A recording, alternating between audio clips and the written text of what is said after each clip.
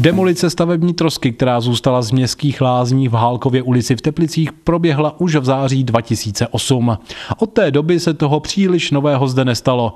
Plány ale z pozemky jsou velké. Plány do budoucna jsou připravený.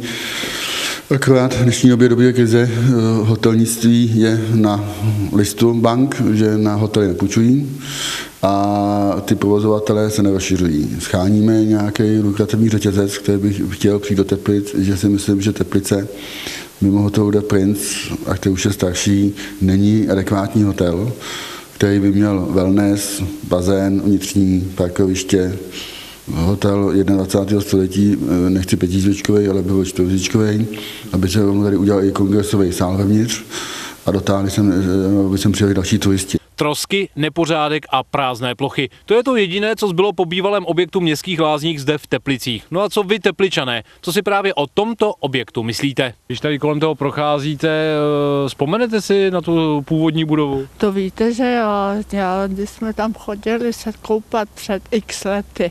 Víc jsem tam chodil jako mladý furt.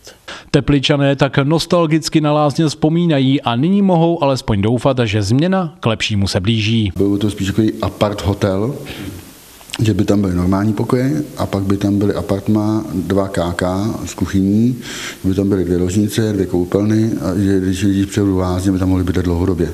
Karel Šén, televize iTeplice.